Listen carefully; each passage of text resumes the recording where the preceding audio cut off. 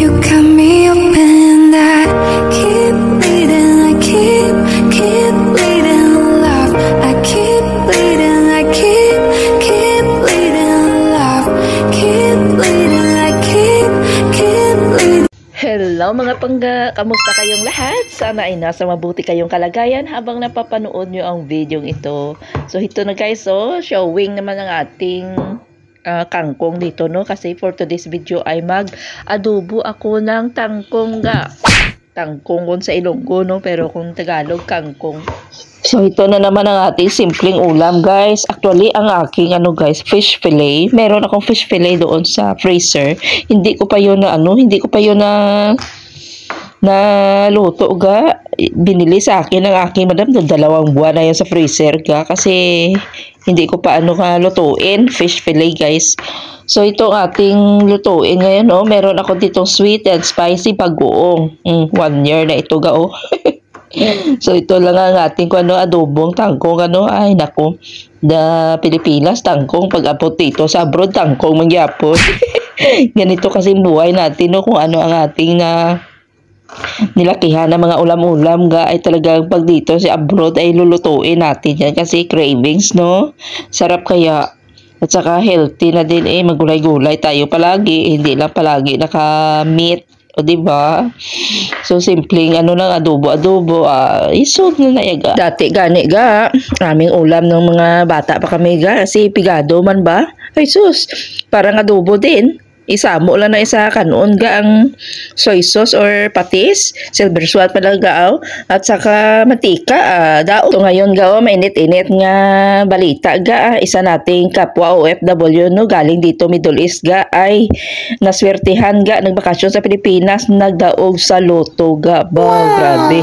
37.4 million. Oh, wow, grabe nga grasya no. Nagdaog lang siya ga sa loto ga. Hindi kin mabangbang nga premyo ga. So nag-start na ako dito magisa-gisa guys. So madali naman ito lutuin guys. So yun no, grabe nga swerte ni kabayan no. Amo nang sinasabi nga when it rains, it pours. O di ba?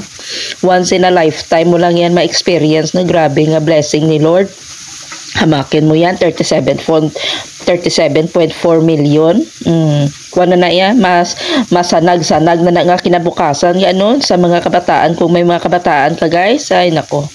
Pero kung burara ka, kung hindi mo alam paano gamitin ang pera, madali lang yan maubos ga. Amo na gani, hindi natin mapapakta ng ating mga swerte. So minsan-minsan no, magtaya-taya man tayo sa luto ga no, mga latere ga no, kay who knows.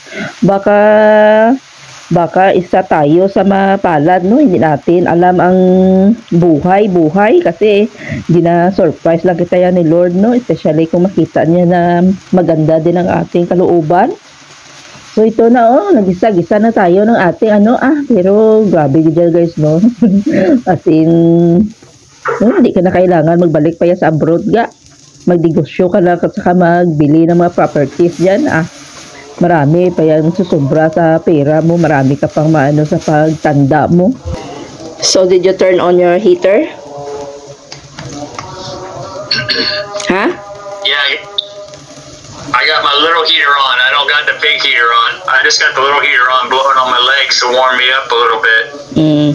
While ako dito, nag-voice over ga ay nag-usap kami ni Tom. So siya nga it's very very cold daw sa kanya now. Sa kanya that time. So yun hindi na talaga mapupungga no, winter na talaga. Medyo na dito guys.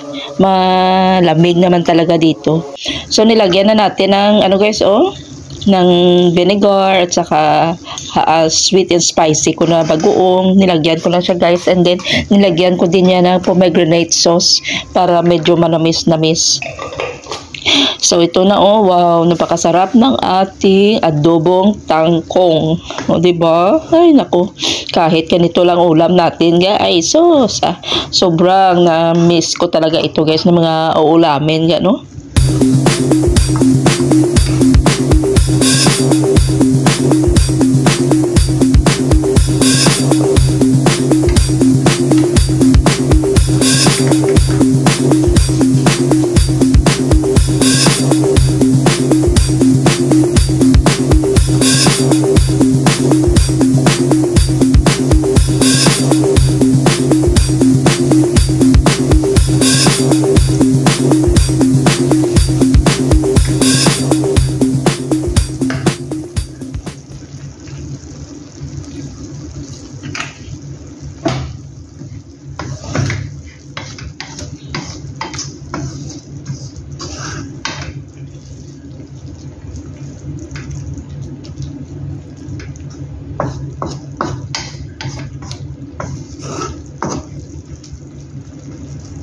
So by the way, ang gina-cover ko pala dyan ay, nako, nag-slide ga, nahulog sa aking tiilan ga, sa aking paanan. Ay, napudpod gitana, mayo lang ay hindi na iigo ang aking tiil ga. Napudpod, nabuka gid ang aking cover dyan, oh. So nagluto naman ako dito ng bulad ga, oh, isa. Ito naman ang ating pares-pares, oh. Malilipay naman itong aking kapitbahay ga, kasi yun ang aming ulam ga. Adobong tangkong at saka itong piniritong dilis, fried dilis, guys. So yun, yun ang ating simpleng ulam dito ga. Tapos paghatid ko sa kanya, abaw, ginbigyan naman ako ng KFC, guys. So meron akong 3 malaking KFC ga, manok. So yung isa, yun ang aking inulam ga. So medyo masarap ang ating ulam ngayon, no. May fried chicken, may adobong tangkong, may bulad, diba? Ay nako, grabe, ngagrasya ito, guys, oy. So kain-kain tayo mga pangga, unsay mga ulam nyo diha. Samahan nyo akong kakain dito, guys. Mga simpleng kaganapan dito sa ating buhay-buhay, guys, no. Amo ginayaga, pero masasabi ko lang, huwag kayong huwag kayong malimot, magtaya-taya din sa luto ga, no, para mag din kayo kay kabayan nga nagbakasyon nang ga. Agoy, nakahit sang 34.4 million pesos, di ba? So magtaya-taya din kayo sa luto ga. Kay paano kayo mananalo kung hindi kayo nagtataya dyan? So mga nagbakasyon kailangan magtaya-taya din kayo, kay baka swertihin din kayo, no, kundi hindi na kayo babalik dito sa abroad ga. Hindi mo talaga malalaman ang swerte mo, guys. So kailangan, no, depende din sa puso natin, no, kasi si Lord naman ay ang nagkakuan kung ibigay niya sa atin or hindi. Pero pag makapera man tayo ay dapat huwag tayong makalimot at saka huwag tayong magpadala sa pera, no, kasi minsan, no, pag may pera tayo ay nag-iiba na ang ating ugali. So ang dami na tayong dada dito, guys. So salamat sa panonood, guys, and see you again on my next vlog. Mag-ingat palagi, and please don't forget to hit like, and please don't skip my ads para magkapira-pira naman tayo dito kahit papaano ga, no. Pag makapera man tayo ng bonggang-bongga ga, stay humble, Japon, no. Iiba lang ang iyong ilong, wag lang ang ugali. So have a great day, everyone, or have a great night. Ingat palagi. Where do